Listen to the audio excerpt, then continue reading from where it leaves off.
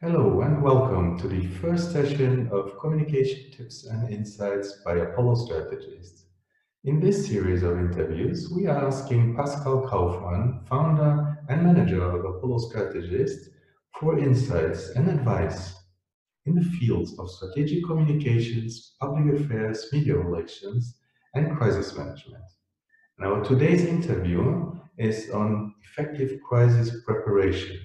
My first question to Pascale is, what are three essential steps for effective crisis communication? Thank you, Lou. Well, the pillar of effective crisis communication is preparation. This might sound logic, but if we look at the figures, 50% of all companies in Europe and the US are not prepared to take risks. And there are some information which you have to get together. One thing is you have to start by really doing a list of potential crises which might hit your organization. This is mandatory, so you are prepared to know what is coming and what probably won't hit your company. And then you need a very accurate process. You have to name this process and you have to communicate this process all around your organization. And everybody has to be aware of this process and follow it once the crisis hits. If you have a process, nobody knows about it, you won't do anything about it. If you have a process and nobody is following it, you won't do anything about this process. So all this is into preparation. And then, of course, you have to know your infrastructure and your logistics. You have to know all about telecommunication, the rooms you're going to use, and the codes to access these rooms. So this is, in a few words, what you need to prepare, but think about it once you think about being prepared for crisis. Absolutely. And something else that you might want to have ready at all time is a black box. Pascale, can you tell us what the black box means in the field of communications?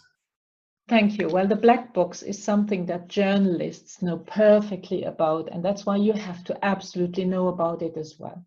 If you have this black box, which you have to imagine as being like a digital box, in most cases, you have to put your key figures into this black box. You will have to know whether all the information about human resources, your key financial information, your boilerplates about the company, your financial results.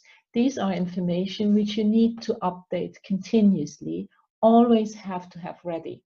This is also useful if you communicate in shallow waters, in times where everything is calm. But if your crisis hits you, you really want to be able to open this black box and get all relevant information out of it, which is totally updated. Thank you. And my last question for today is on external advisors. Pascale, do you think it is useful to have external advisors, specifically in communications, if you already have a communication team within your company?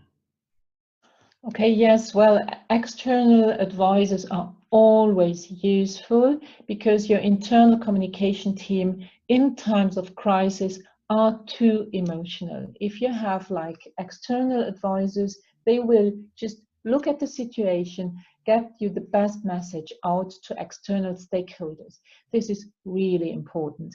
So, yes, try to have external advisors manage your crisis as well, so that you internally in your organization, you will be able to really concentrate on the crisis itself, on change, to be prepared for the future and to really solve all issues.